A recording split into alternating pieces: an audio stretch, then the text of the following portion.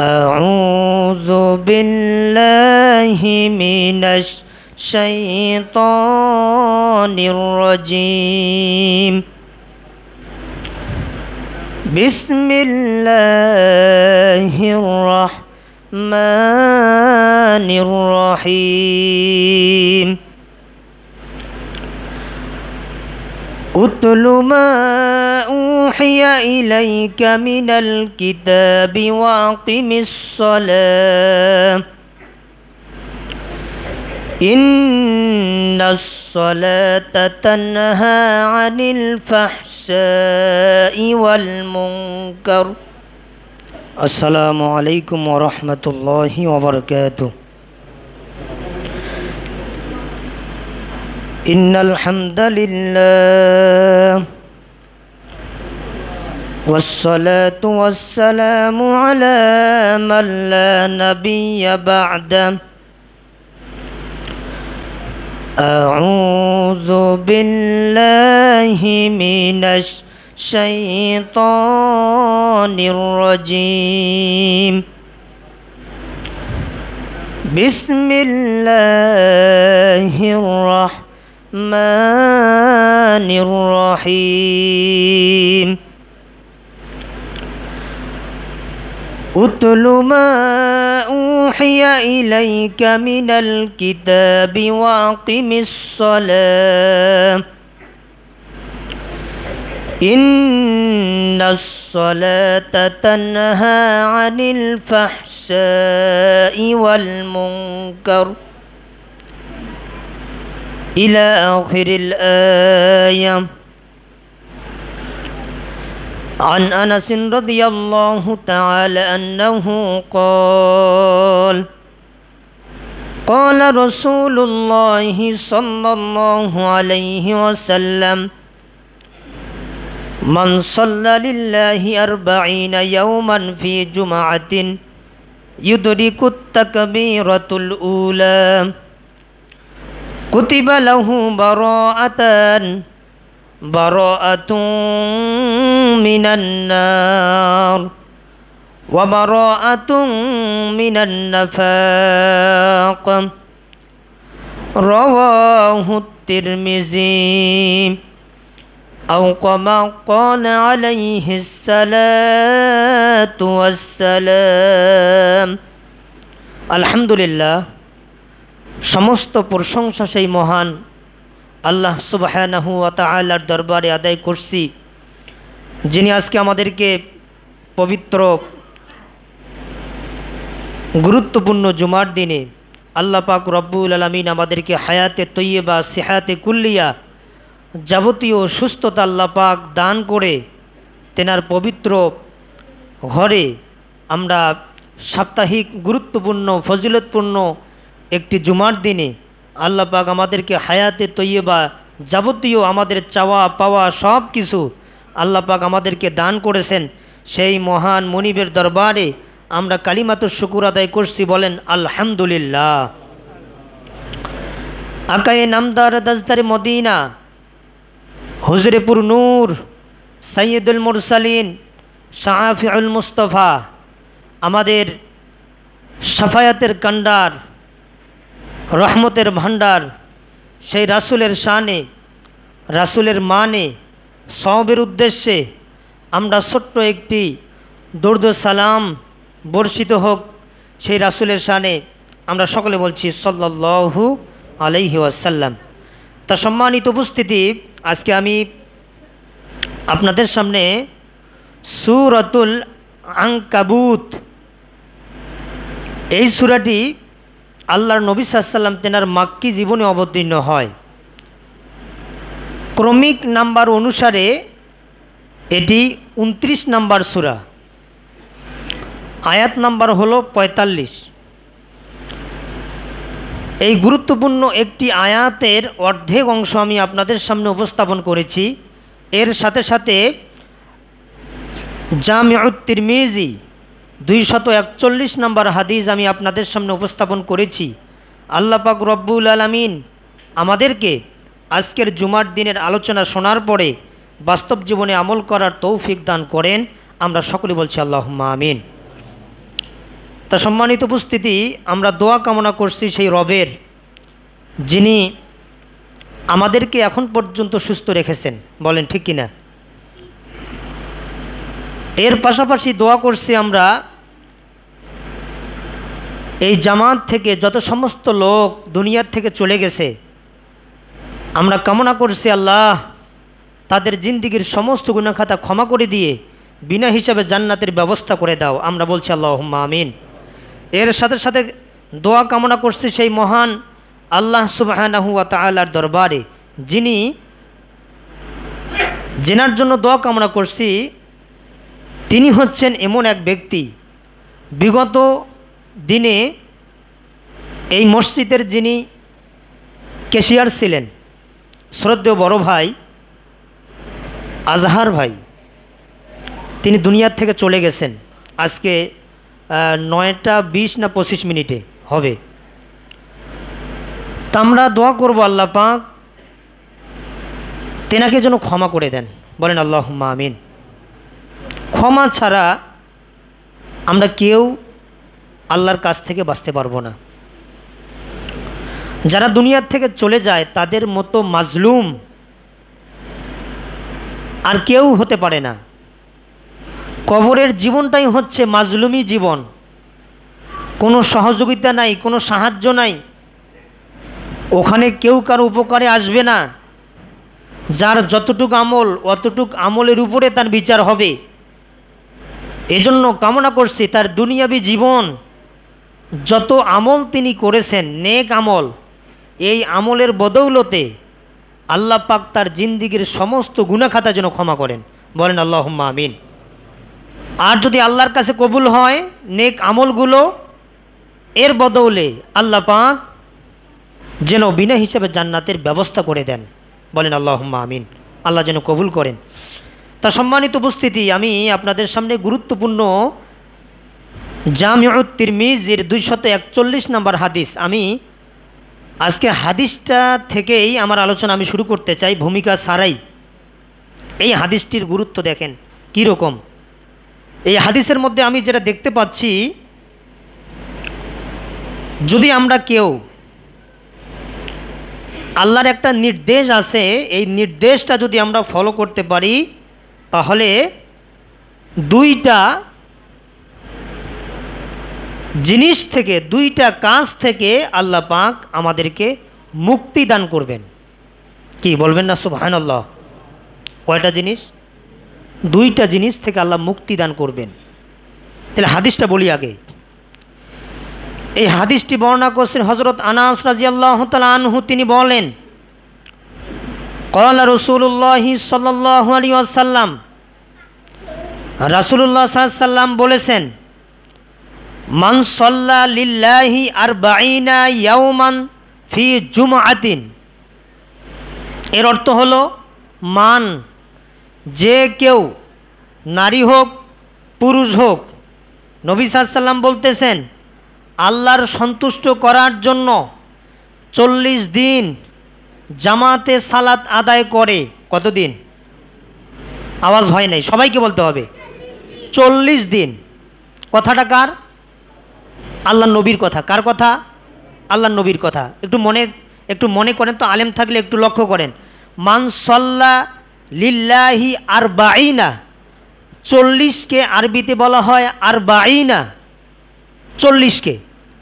তা 40 ইয়াওমান ফি জুমআতি, যদি কোনো ব্যক্তি আল্লাহর সন্তুষ্টি অর্জন করার জন্য 40 দিন সালাত আদায় করে, এই 40 দিন সালাত আদায় করলে কি হবে?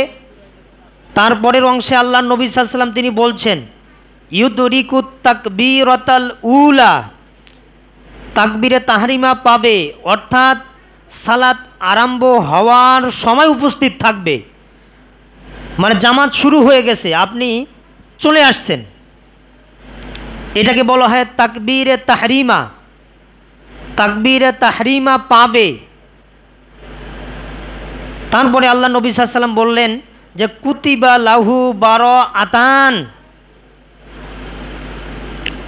আল্লাহ পাক রব্বুল আলামিন তার আমল নামায় দুইটা জিনিস কি করবেন? দান করবেন।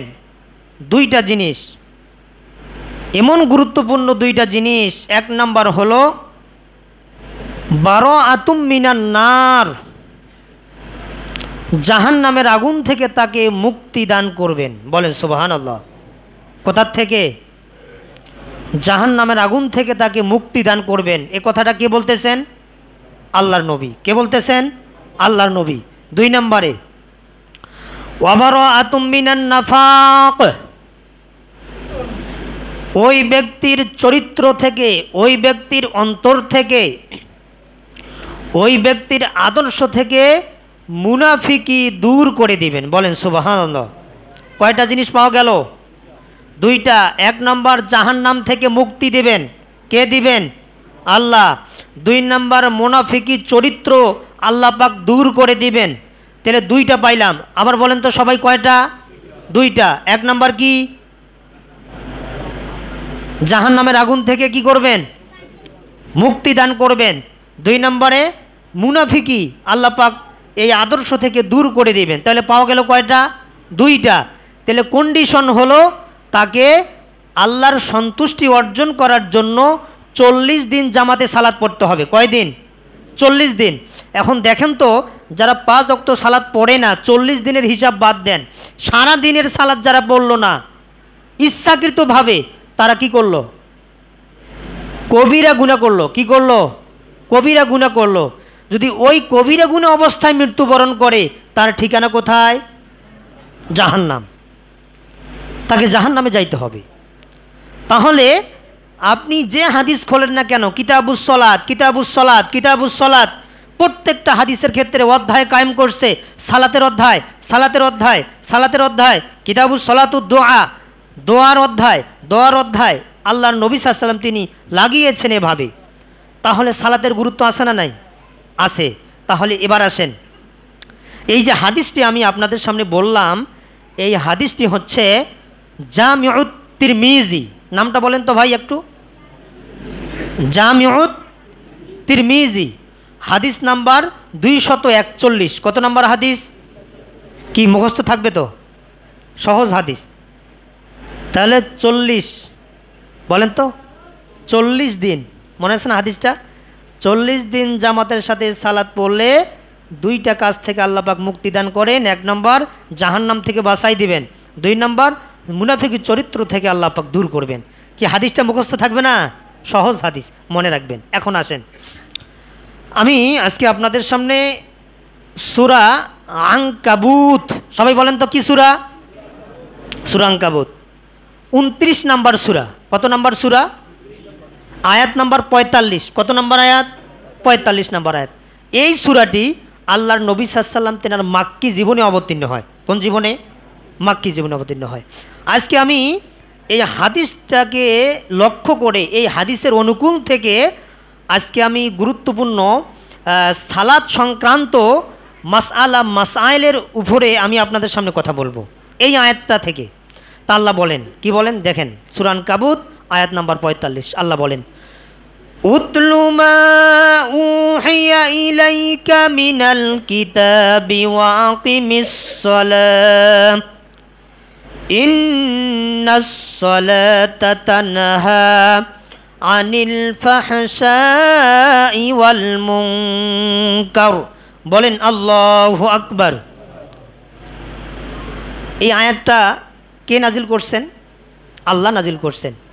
আল্লাহ বলেন, উতলুমা, উতলু, হে নবী তুমি তেলাওয়াত করে শোনাও, মা উহিয়া, যা নাজিল করেছি আপনার প্রতি।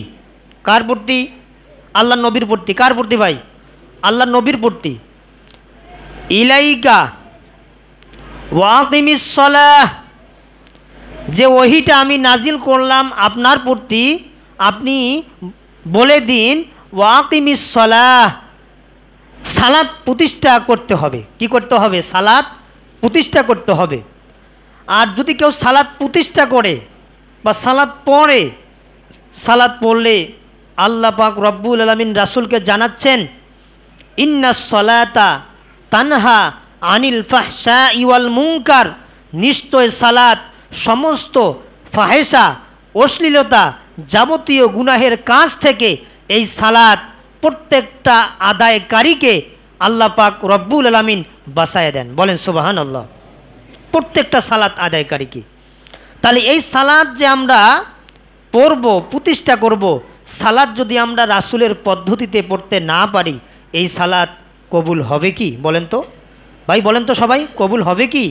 কবুল হবে না, সালাত কবুল হবে না। তাহলে সালাতটা পড়তে হবে রাসূলের পদ্ধতিতে। কার পদ্ধতিতে? রাসূলের পদ্ধতিতে। অনেক মাসআলা মাসাইল আমাদের অজানা, আমরা জানি না, অনেক ভুল করে ফেলি সালাত পড়তে। সালাত 5 ওয়াক্ত পড়ি ঠিক আছে, কিন্তু অনেক কিছু নিয়ম কানুন আছে, এগুলো কিন্তু আমরা ভুলে গেছি, অনেকেই জানে না। তাহলে আপনারা একটু লক্ষ্য করেন, খুব গুরুত্বপূর্ণর সাথে এই কথাগুলো আপনারা শুনবেন। আমি যে কথাগুলো বলতে চাচ্ছি সেই কথাগুলোর 1 নাম্বার যে পয়েন্ট, সেটি হলো অনেক সালাত আদায়কারী অসুস্থ থাকে বা বিছানায় সালাত আদায় করবে। অনেকে মনে করে যে বিছানায় সালাত আদায় করলে সালাত হবে কি না। অনেকের মনের মধ্যে এই খেয়াল, এই ধারণাগুলো চলে আসে। তাহলে আমি সুনানে আবু দাউদ থেকে একটা হাদিস বের করেছি, 2774 নম্বর হাদিস। এই হাদিসটার ব্যাখ্যা করে যে যারা অসুস্থ থাকবে, যারা সালাত পড়তে পারবে না, যারা মসজিদে আসতে পারবে না, দেখা গেল বিছানায় তাকে সালাত পড়তে হবে, আসতে পারতেছে না মসজিদে, তারা বিছানায় সালাত আদায় করবে, কিন্তু ওই জায়গাটা, সালাতের স্থানটা পবিত্র হওয়া লাগবে। কি হওয়া লাগবে? পবিত্র হওয়া লাগবে। পবিত্রতা দেখে তারপরে আপনি ওখানে সালাত পড়েন। যদি দাঁড়িয়ে সালাত পড়তে না পারেন, আপনি কি করেন? বসে বসে সালাত পড়েন। বসে বসে যদি সালাত পড়তে না পারেন, আপনি বিছানায়, ওই বিছানায় আপনি শুয়ে শুয়ে সালাত পড়েন। এই সালাতগুলো কে কবুল করবেন ভাই? বলেন তো, আল্লাহ কবুল করবেন। তাহলে 1 নম্বরে আমাদেরকে লক্ষ্য রাখতে হবে বিছানাটা পবিত্র আছে কিনা। কি আমার কথা বুঝতেছেন তো? বিছানাটা পবিত্র, পাক আছে কিনা। যদি পাক থাকে, আপনি ওই বিছানায় সালাত আদায় করবেন। এটা আমার কথা নয়, এটা সুনানে আবু দাউদের একটা হাদিস, 2774 নম্বর হাদিসে আল্লাহর নবী সাল্লাল্লাহু আলাইহি ওয়াসাল্লাম তিনি বলেছেন যে সর্ব অবস্থায় সালাত হবে, স্থানটা দেখতে হবে পবিত্র। 2 নাম্বার, যদি কোনো ব্যক্তি সালাত কাজা রেখে মৃত্যুবরণ করে, সালাত কাজা রেখে মৃত্যুবরণ করে, তাহলে তার কাফফারা দিতে হবে কিনা। এর বিধান সহি বুখারীতে 597 নম্বর হাদিসের অনুকূল থেকে যে বিষয়টা আমরা স্পষ্টভাবে পাই যে সালাত, 5 ওয়াক্ত সালাত সুস্থ ব্যক্তির উপরে ফরজ। কার উপরে? সুস্থ, যারা বালেগ, প্রাপ্তবয়স্ক যারা, তাদের উপরে এই সালাত ফরজ। এই সালাত সর্ব অবস্থায়, আপনি সুস্থ আছেন, আপনাকে পড়তেই হবে, আপনি সালাত কাজা করতে পারবেন না। আপনার সালাত কেন কাজা হবে? আপনার সালাত কাজা করা যাবে না। আর যদি ওই অবস্থায় আপনি মৃত্যুবরণ করেন, আপনার সালাত কাজা আছে, তাহলে এই যে কাজার কাফারা দুনিয়াতে কেউ আদায় করবে, এরকম বিধান স্থায়ীভাবে আল্লাহর নবীর থেকে প্রমাণিত নয়। আপনার জন্য দোয়া করা যায়। আপনি দুনিয়া থেকে চলে গেছেন, আপনার সন্তান আছে, আপনার সন্তান দোয়া করতে পারবে। আপনি সালাত পড়েন নাই, আপনার সালাত কাজা ছিল, এই সালাতের কাফারা আর আদায় করার সম্ভব কোনো বিধান, কোনো রাস্তা নাই। আপনি সালাত কাজা করেছেন, আপনি এর দায়ভার আল্লাহর কাছ থেকে পাবেন। আল্লাহ যদি চায় আপনার আমলনামা, আল্লাহ যদি যতটুকু আপনি আমল করেছেন যদি কবুল হয়, আপনার আমলনামা কবুল হবে। যদি কবুল না হয়, তাহলে বাকিটা এর হিসাব, এর দায়ভার, এর শাস্তি সব আপনাকে ভোগ করতে হবে। এজন্য সালাতের কাফফারা বলতে কোনো কিছুই নাই। যার উপরে সালাত ফরজ, তাকে সালাত পড়তেই হবে, বাদ দেওয়ার মতো কোনো সুযোগ নাই। যদি অসুস্থ থাকে, এর বিধানটা ভিন্ন। অসুস্থ থাকলে বিধান ভিন্ন। বিছানায় শুয়ে আছে, হিতাহিত জ্ঞান নাই, তার উপরে সালাতের কোনো দায়ভার নাই। তার জ্ঞান আছে, দাঁড়িয়ে সালাত পড়তে পারে না, সে বসে পড়বে। বসে পড়তে পারে না, শুয়ে পড়বে। শুয়ে পড়তে পারতেছে না, ইশারায় সে পড়বে, তারপরেও সালাত মাপ হবে না। আর 3 নম্বরে আরেকটা প্রশ্ন, এই প্রশ্নের যে বিধানটা সহি বুখারীতে এসেছে, 3 নম্বর যে প্রশ্ন সেটা হলো যে সালাত অবস্থায় অনেকে মশা মাছি তাড়ায়, আছে না? অনেকেই মশা ধরছে, সে হাত দিয়ে এইভাবে মশা তাড়াচ্ছে, এটা যাবে কি না? সহিহ বুখারী 5996 নম্বর হাদিস। এই হাদিসটা আপনি বের করেন, খোলেন, খোলার পরে এর জবাব আপনি পাবেন যে সালাদ অবস্থায় মশা মাছি তাড়াতে পারবেন না। কেন?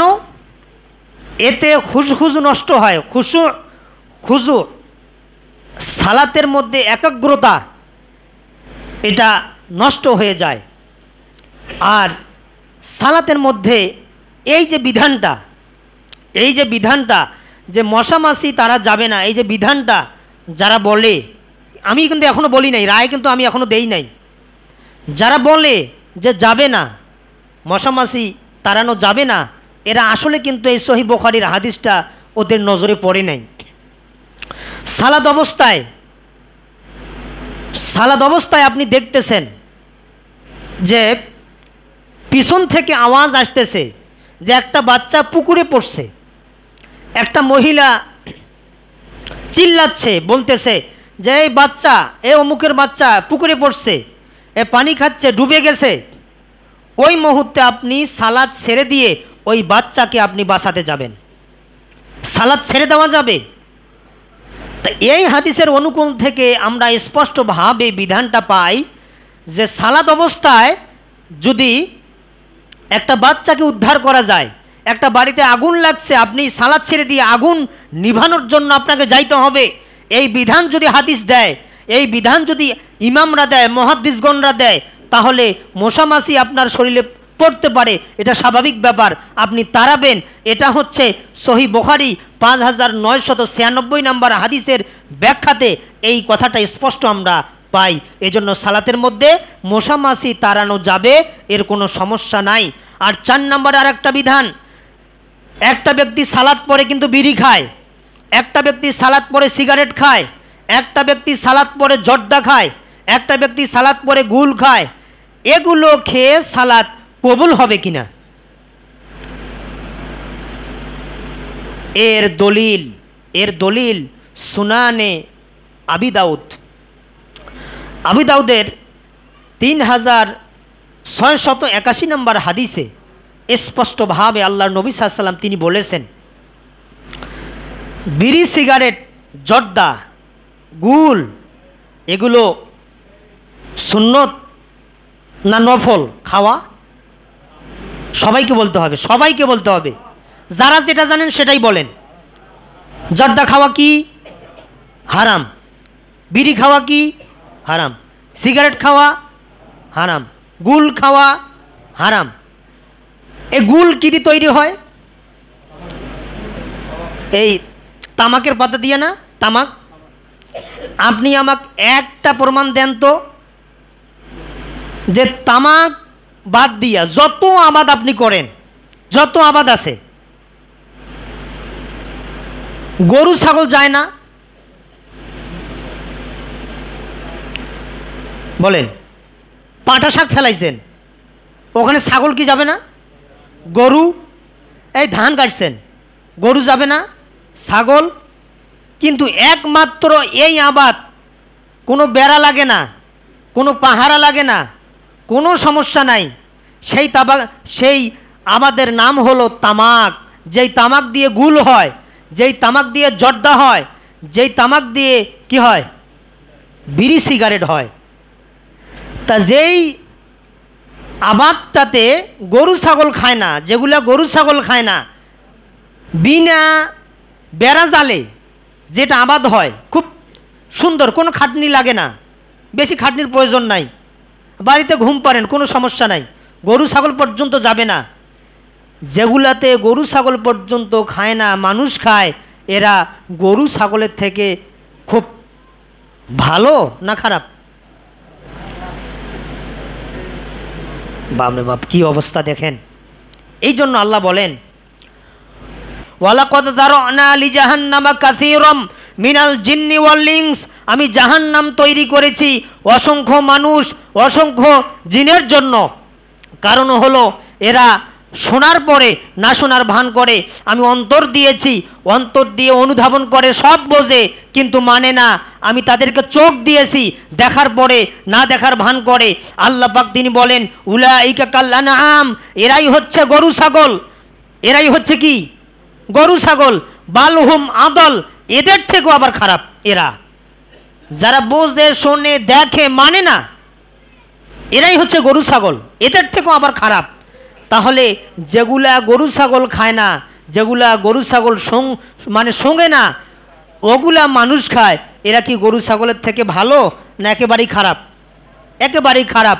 এখন তাদের সালাত কবুল হবে কিনা? সুনানে আবু দাউদ হাদিস নাম্বার 3681 নাম্বার হাদিস, আল্লাহ নবী সাল্লাল্লাহু আলাইহি ওয়াসাল্লাম তিনি বলেছেন, যারা মদ খাবে, যারা গুল খাবে, যারা জর্দা খাবে, যারা তামাক জাতীয় দ্রব্য যারা খাবে, এদের থেকে 40 দিন ইবাদত কবুল হবে না। কতদিন? 40 দিন ইবাদত কবুল হবে না। ইবাদত যে কবুল হবে না এখন বোঝেন, এখানে টার্গেট দিয়েছে আল্লাহ নবী 40 দিন। আপনি এই অবস্থায় যদি মৃত্যুবরণ করেন, আপনার ঠিকানা বিনা হিসাবে জান্নাতুল ফেরদাউস। হ্যাঁ, জাহান্নাম, এটা বুঝতে হবে। জান্নাতুল ফেরদাউস না, জাহান্নাম। তাহলে যারা গুল খান, গুল ছেড়ে দিতে হবে। যারা সিগারেট খান, এগুলো ছেড়ে দিতে হবে। যারা জর্দা খান, এগুলো ছেড়ে দিতে হবে। এখন যারা ছাড়ে না, অনেক এখন বলতে পারেন যে হুজুর, অনেক হুজুরগুলাই তো গুল খায়, জর্দা খায়, ফির ওদেরকে বলে কি মাকরুহ তাহরিমি, এগুলো চলে, সমস্যা নাই। আর ওই বেটা যে নিজে খায়, এই জন্য হাদিসটা বেটা উল্টি ফেলাইছে, হাদিসটা মানে না। আমি খাই না গুল জর্দা, আমি দায়িত্বহীন কণ্ঠে বলতে পারতেছি এই দলিলটা। ও বলুক তো, ওর মুক্তাদি ওর মুসাল্লি বলবে কি যে হুজুর আপনিই তো খান। এই জন্য বেকায়দায় হুজুর এখন বলতেছে এগুলো মাকরুহ তাহরিমি। আবার কি করে জানেন? চ্যালেঞ্জ করে, কে আছে দেখি তো, এটা হারাম প্রমাণ করে। আর বেটা খাইস তো আর হারাম প্রমাণ করে, দলিল চাইস। এই জন্য এগুলো ছেড়ে দিতে হবে। এগুলো খেলে ইবাদত।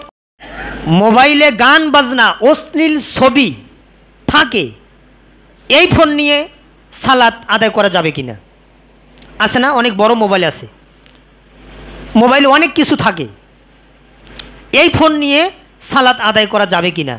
এর ব্যাখ্যা যদি আপনারা চান, সূরা লোকমান 6 নম্বর আয়াত আপনি খুলবেন, সূরা আরাফ 33 নম্বর আয়াত আপনি খুলবেন, তাহলে অবশ্যই এই আয়াত দুইটিতে পাবেন যে অবশ্যই সালাত আদায় করতে গেলে ওই যে ফোন আপনার হাতে আছে এগুলো বন্ধ করে রাখতে হবে। কি করতে হবে? বন্ধ করতে হবে। বন্ধ করে রেখে আপনি সালাত পড়েন, এতে কোনো সালাতের ত্রুটি হবে না।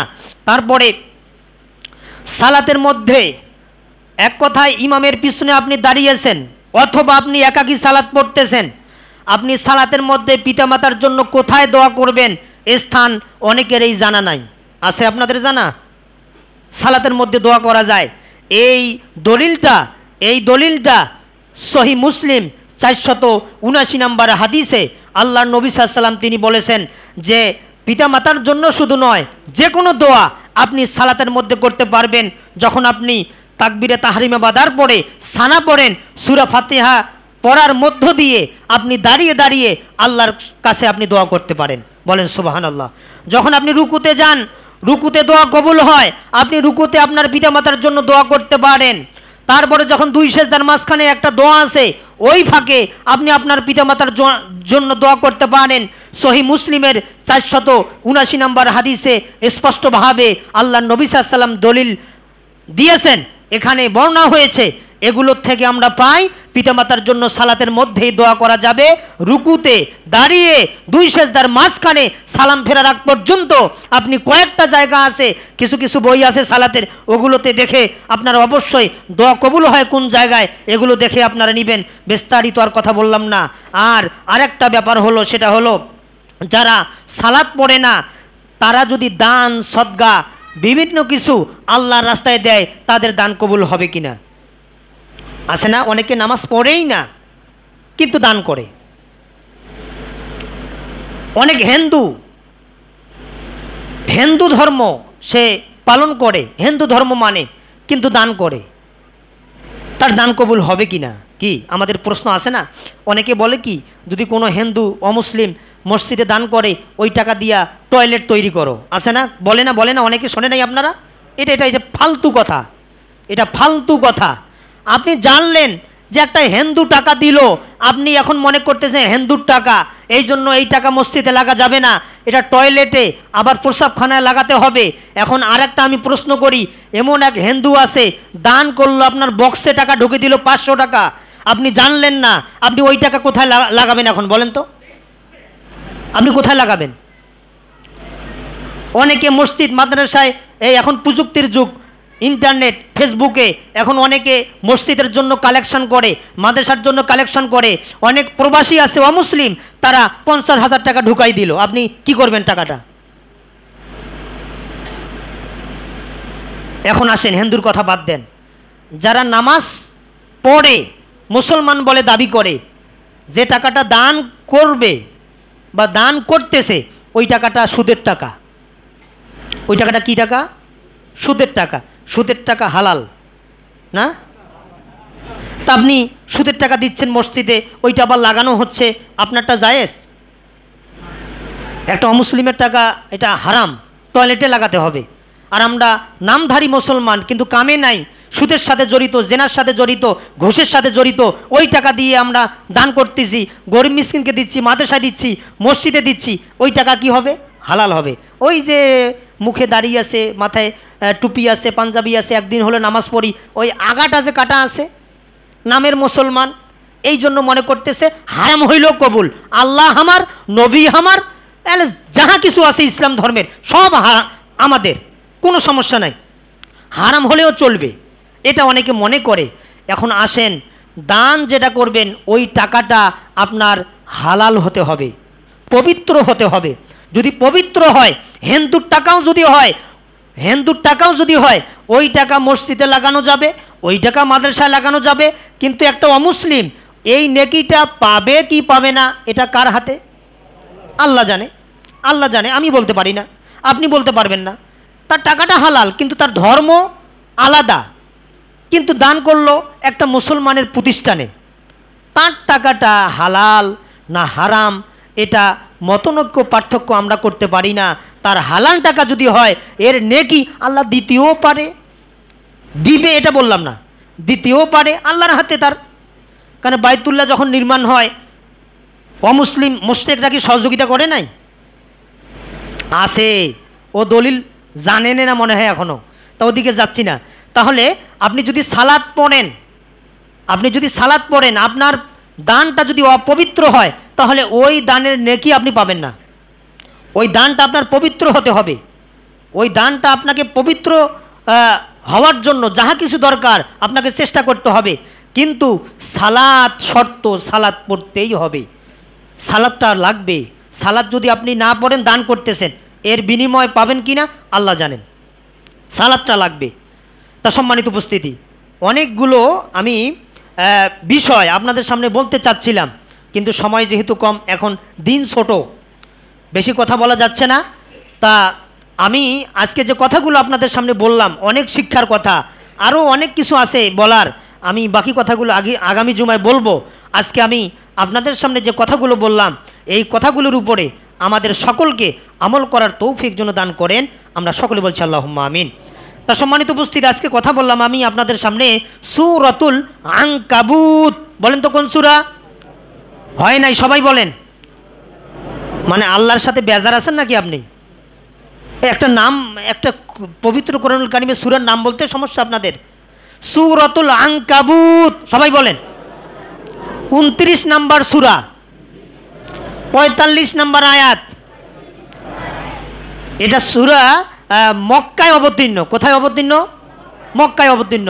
এখন যদি কেউ প্রশ্ন করে যে আজকে আপনাদের জুমায় আপনাদের ইমাম সাহেব কোথা থেকে কথা বলছে, আপনারা সহজেই বলতে পারবেন সূরা আনকাবুত 29 নম্বর সূরা, মক্কায় অবতীর্ণ, 45 নম্বর আয়াত।